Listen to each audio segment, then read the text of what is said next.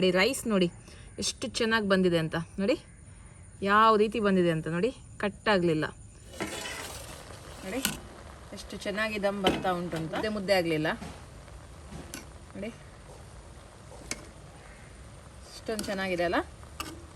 Leg piece okay, ನನ್ನ favourite piece ಬಿರಿಯಾನಿಯಲ್ಲಿ. ಸೈಡಲ್ಲಿ chicken ಬೇಯ್ತಾ ಉಂಟು, ಇನ್ನೊಂದು ಸೈಡಲ್ಲಿ ನೀರು ಕೂಡ ಕುದೀತಾ ಉಂಟು ನೋಡಿ. ಓಕೆ, ಎರಡು ಕೆಲಸನ ಒಟ್ಟೊಟ್ಟಿಗೆ ಮಾಡ್ತಾ ಇದ್ದೀನಿ, 1 ಗಂಟೆಯಲ್ಲಿ ಆಗಬೇಕಲ್ಲ, ಹಾಗಾಗಿ.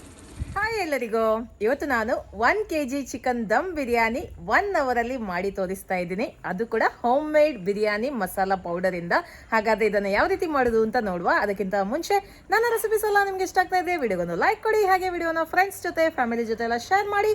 ಚಾನಲನ್ನು ಫಸ್ಟ್ ಟೈಮ್ ನೋಡ್ತಾ ಇರೋದಾದ್ರೆ ಪ್ಲೀಸ್ ಸಬ್ಸ್ಕ್ರೈಬ್ ಮಾಡಿ, ನನಗೆ ಸಪೋರ್ಟ್ ಮಾಡಿ. ಓಕೆ, ಚಿಕನ್ ಬಿರಿಯಾನಿ ಮಾಡಲಿಕ್ಕೆ ನೋಡಿ, ಇಲ್ಲಿ ನಾನು 750 ಗ್ರಾಮ್ ಅಷ್ಟು ಬಾಸ್ಮತಿ ರೈಸನ್ನು ತಗೊಂಡಿದ್ದೇನೆ. ಇದು ನಾನು ಲೂಸ್ ತಂದಿರೋದು ಅಂಗಡಿಯಿಂದ. ನಿಮಗೆ ಯಾವುದು ಬೇಕು ನೋಡಿ ಆ ಬಾಸ್ಮತಿ ರೈಸನ್ನು ನೀವು ಚೂಸ್ ಮಾಡ್ಬೋದು. ಓಕೆ, ನಾನು ಆಲ್ರೆಡಿ ಇದನ್ನು 2 ಸತಿ ನೀರಲ್ಲಿ ತೊಳೆದಿಟ್ಟಿದ್ದೀನಿ.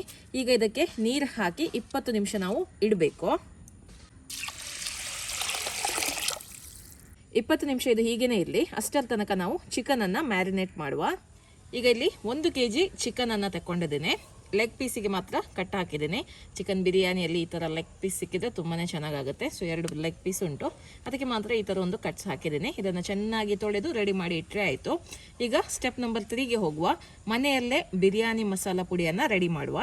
ಬಿರಿಯಾನಿ ಮಸಾಲ ಪುಡಿ ಮಾಡಲಿಕ್ಕೆ ನೋಡಿ, ಇಲ್ಲಿ 1 ನಕ್ಷತ್ರ, 10 ಏಲಕ್ಕಿ, 1 ಟೇಬಲ್ ಚಮಚದಷ್ಟು ಸೋಂಪು, 1 ಟೀ ಸ್ಪೂನಷ್ಟು ಜೀರಿಗೆ, 1 ಟೇಬಲ್ ಚಮಚದಷ್ಟು ಕೊತ್ತಂಬರಿ ಬೀಜ, ಹಾಗೆ 6 ಲವಂಗ. ಇದಿಷ್ಟನ್ನು ಮಿಕ್ಸಿಗೆ ಹಾಕಿ ಪುಡಿ ಮಾಡಿದರೆ ಬಿರಿಯಾನಿ ಮಸಾಲ ಪುಡಿ ರೆಡಿ ಆಗುತ್ತೆ. ಈಗ ಚಿಕನನ್ನು ಮ್ಯಾರಿನೇಟ್ ಮಾಡುವ. ಸ್ವಲ್ಪ ಉಪ್ಪು ಹಾಕ್ತಾ ಇದ್ದೀನಿ,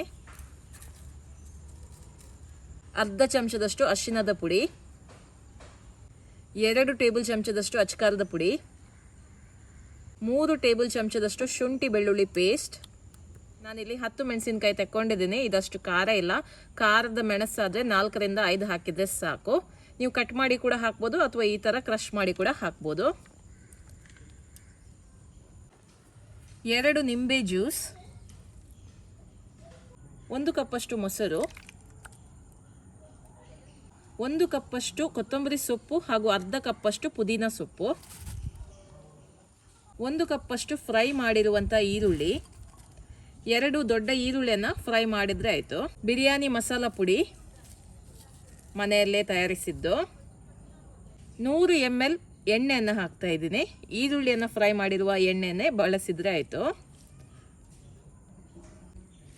ಚೆನ್ನಾಗಿ ಇದನ್ನು ಮಿಕ್ಸ್ ಮಾಡಿ ಒಂದು 5 ನಿಮಿಷ ಇಟ್ಟರೆ ಸಾಕು. ಯಾಕಂದರೆ ನಾವು ಇವತ್ತು ಬಿರಿಯಾನಿ 1 ಗಂಟೆಯಲ್ಲಿ ಮಾಡ್ತಾ ಇರೋದಲ್ಲ, ಹಾಗಾಗಿ ತುಂಬ ಹೊತ್ತೇನು ಇಡಬೇಕಂತೇನಿಲ್ಲ. ಓಕೆ, ಜಸ್ಟ್ ಒಂದು 5 ನಿಮಿಷ ಇಟ್ಟು ಮತ್ತೆ ಇದನ್ನು ಬೇಯಿಸ್ಲಿಕ್ಕೆ ಇಟ್ಟರೆ ಆಯಿತು. ಓಕೆ, ಉಪ್ಪೆಲ್ಲ ಕರೆಕ್ಟಾಗಿದೆ ಅಂತ ನೋಡ್ಕೊಳ್ಳಿ. ಓಕೆ, ಈಗ ನೆಕ್ಸ್ಟ್ ರೈಸ್ ಹೇಗೆ ಮಾಡೋದು ಅಂತ ನೋಡುವ. ಓಕೆ, ರೈಸ್ ಮಾಡಲಿಕ್ಕೆ ನೀರನ್ನು ಬೇಯಿಸಲಿಕ್ಕೆ ಇಟ್ಟಿದ್ದೀನಿ. 3 ಕಪ್ ರೈಸಿಗೆ ಇಲ್ಲಿ ನಾನು 15 ಕಪ್ ನೀರನ್ನು ಇಟ್ಟಿದ್ದೀನಿ. ನೀರು ಜಾಸ್ತಿ ಆದರೂ ಪರವಾಗಿಲ್ಲ, ಕಡಿಮೆ ಹಾಕಲಿಕ್ಕೆ ಹೋಗಬೇಡಿ. ಈಗ ಇದಕ್ಕೆ ಸ್ವಲ್ಪ ಇಡೀ ಗರಂ ಮಸಾಲೆಯನ್ನು ಹಾಕ್ತಾ ಇದ್ದೀನಿ.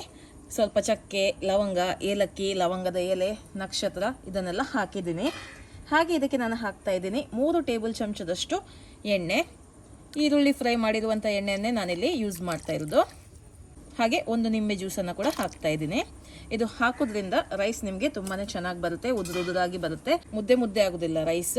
ಓಕೆ, ನೀರು ಒಳ್ಳೆ ಕುದಿ ಬರಲಿ. ಅದಾದ ನಂತರ ನೆನೆಸಿರುವಂಥ ಬಾಸ್ಮತಿ ಅಕ್ಕಿಯನ್ನು ಇದಕ್ಕೆ ಹಾಕುವ. ನೋಡಿ, ಇನ್ನೊಂದು ಸೈಡಲ್ಲಿ ನಾನು ಚಿಕನನ್ನು ಕೂಡ ಬೇಯಿಸಲಿಕ್ಕೆ ಇಟ್ಟಿದ್ದೀನಿ. ಒಂದು ಸೈಡಲ್ಲಿ ಚಿಕನ್ ಬೇಯ್ತಾ ಉಂಟು, ಇನ್ನೊಂದು ಸೈಡಲ್ಲಿ ನೀರು ಕೂಡ ಕುದೀತಾ ಉಂಟು ನೋಡಿ.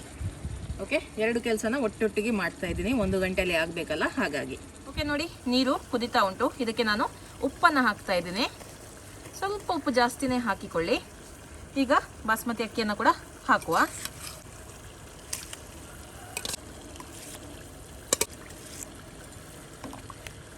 ನೋಡಿ, ಈಗ ಚಿಕನ್ ಬೆಂದು ಸುಮಾರು 3 ನಿಮಿಷ ಆಗಿದೆ. ಹೈ ಫ್ಲೇಮಲ್ಲಿ ಇಟ್ಟಿದ್ದೆ ನಾನು. ಈಗ ಇದಕ್ಕೆ ನೋಡಿ ನಾನು 3 ಏಲಕ್ಕಿ ಹಾಕ್ತಾ ಇದ್ದೀನಿ. ಹಾಗೆ 2 ಇಂಚಷ್ಟು ಚಕ್ಕೆಯನ್ನು ಹಾಕ್ತಾ ಇದ್ದೀನಿ. 6 ಲವಂಗನ ಹಾಕ್ತಾ ಇದ್ದೀನಿ. ಇನ್ನು 3 ನಿಮಿಷ ಇದು ಚೆನ್ನಾಗಿ ಬೇಯಲಿ ಹೈ ಫ್ಲೇಮಲ್ಲಿ. ಚಿಕನ್ ಬೆಂದು ಸುಮಾರು 5 ನಿಮಿಷ ಆಯಿತು. ಈಗ ಇದಕ್ಕೆ ನಾನು 2 ಗ್ಲಾಸಷ್ಟು ನೀರನ್ನು ಹಾಕ್ತಾ ಇದ್ದೀನಿ. ಸ್ವಲ್ಪ ನಮಗೆ ಗ್ರೇವಿ ಬೇಕು, ಹಾಗಾಗಿ 2 ಗ್ಲಾಸ್ ನೀರನ್ನು ಹಾಕ್ತಾ ಇದ್ದೀನಿ. ಓಕೆ, ಇನ್ನು ಹೈ ಫ್ಲೇಮಲ್ಲಿ 5 ನಿಮಿಷ ಇದು ಚೆನ್ನಾಗಿ ಬೇಯಲಿ, ಚಿಕನ್ ಎಲ್ಲ ಒಳ್ಳೆ ಸಾಫ್ಟ್ ಆಗಲಿ. ನೋಡಿ, ರೈಸ್ 90% ಬೆಂದಿದೆ. ಜಸ್ಟ್ ನೀವು ಮುಟ್ಟಿ ನೋಡಿದ್ರೆ ನಿಮಗೆ ಗೊತ್ತಾಗುತ್ತೆ, ಒಳ್ಳೆ ರೀತಿಯಲ್ಲಿ ಕಟ್ ಆಗುತ್ತೆ. ಓಕೆ, ಉದುರಾಗಿ ಬಂದಿದೆ. ಈಗ ಇದನ್ನ ಡ್ರೈನ್ ಮಾಡುವ, ತೆಗೆದು ಬಿಡುವ.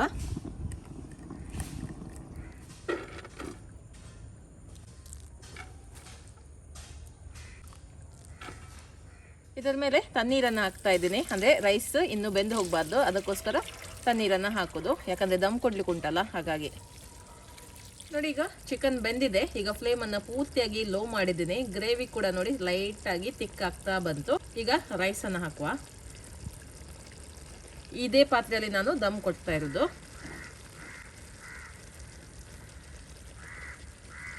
ರೈಸ್ ತುಂಬಾ ಚೆನ್ನಾಗಿ ಬಂದಿದೆ ನೋಡಿ, ಉದುರಾಗಿ ಬಂದಿದೆ, ಮುದ್ದೆ ಆಗಲಿಲ್ಲ. ನಾನು ಹೇಳಿದಾಗೆ ಮಾಡಿ, ಕರೆಕ್ಟಾಗಿ ಬರುತ್ತೆ. ಈಗ ಇದಕ್ಕೆ ನೀವು ಫುಡ್ ಕಲರ್ ಬೇಕಿದ್ರೆ ಫುಡ್ ಕಲರ್ ಹಾಕ್ಬೋದು, ಅಥವಾ ಕೇಸರಿಯ ನೀರನ್ನು ಕೂಡ ಹಾಕ್ಬೋದು.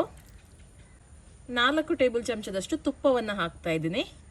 ಇದನ್ನು ಮಾತ್ರ ಸ್ಕಿಪ್ ಮಾಡ್ಲಿಕ್ಕೆ ಹೋಗಬೇಡಿ, ತುಪ್ಪವನ್ನೇ ಹಾಕಿಕೊಳ್ಳಿ. ಸ್ವಲ್ಪ ಕೊತ್ತಂಬರಿ ಸೊಪ್ಪು, ಪುದೀನ ಸೊಪ್ಪು ಬೇಕಿದ್ರೆ ಮಾತ್ರ ಹಾಕಿಕೊಳ್ಳಿ. ಕೆಲವರು ದ್ರಾಕ್ಷಿ ಗೋಡಂಬಿಯನ್ನು ಫ್ರೈ ಮಾಡಿ ಹಾಕ್ತಾರೆ, ಇಷ್ಟ ಇದ್ರೆ ಅದನ್ನು ಕೂಡ ಹಾಕ್ಬೋದು. ಬೇಯಿಸಿದ ಮೊಟ್ಟೆ ಇದ್ರೆ ಅದನ್ನು ಕೂಡ ಈಗ ಇಡ್ಬೋದು ನೀವು. ನಾನು ಸಿಂಪಲ್ ಆಗಿ ಜಟ್ಪಟ್ ಅಂತ 1 ಅವರಲ್ಲಿ ಆಗಬೇಕು ಅಂತ ಬೇಯಿಸಿದ ಮೊಟ್ಟೆ ಎಲ್ಲ ಇಡ್ತಾ ಇಲ್ಲ. ಓಕೆ, ಸ್ವಲ್ಪ ಫ್ರೈ ಮಾಡಿರುವಂಥ ಈರುಳ್ಳಿ. ದಮ್ ಕೊಡ್ಲಿಕ್ಕೆ ಇಲ್ಲಿ ಒಂದು ತವವನ್ನು ಇಟ್ಟಿದ್ದೀನಿ. ಇದರ ಮೇಲೆ ಇದನ್ನ ಇಡುವ. ಬೇಕಿದ್ರೆ ನೀವು ಮೇಲೆ ಅಲ್ಯೂಮಿನಿಯಂ ಫಾಯಿಲ್ ಹಾಕ್ಬೋದು, ಅಥವಾ ಯಾವುದಾದ್ರೂ ಭಾರದ ವಸ್ತುವನ್ನು ಇಟ್ಟರೆ ಆಯಿತು. ಓಕೆ, ನಾನು ಅಲ್ಯೂಮಿನಿಯಂ ಫಾಯಿಲನ್ನು ಯೂಸ್ ಮಾಡ್ತಾ ಇಲ್ಲ. ಯಾವುದಾದ್ರೂ ಒಂದು ಭಾರದ ವಸ್ತು ಕುಕ್ಕರ್ ಇಟ್ಟರೂ ಆಗುತ್ತೆ. ಓಕೆ, ಲೋ ಫ್ಲೇಮಲ್ಲಿ ಒಂದು 10-15 ನಿಮಿಷ ದಮ್ ಕೊಟ್ಟರೆ ಸಾಕಾಗುತ್ತೆ. ಓಕೆ, ನೋಡಿ 10 ನಿಮಿಷ ಆಯಿತು. ನೋಡಿ ಎಷ್ಟು ಚೆನ್ನಾಗಿ ದಮ್ ಬರ್ತಾ ಉಂಟು ಅಂತ. ಫ್ಲೇಮನ್ನು ಆಫ್ ಮಾಡುವ. ಸೂಪರಾಗಿ ದಮ್ ಬಂದಿದೆ. ರೈಸ್ ಕೂಡ ನೋಡಿ ಕರೆಕ್ಟಾಗಿದೆ, ಮುದ್ದೆ ಆಗಲಿಲ್ಲ ನೋಡಿ, ಇಷ್ಟೊಂದು ಚೆನ್ನಾಗಿದೆ ಅಲ್ಲ.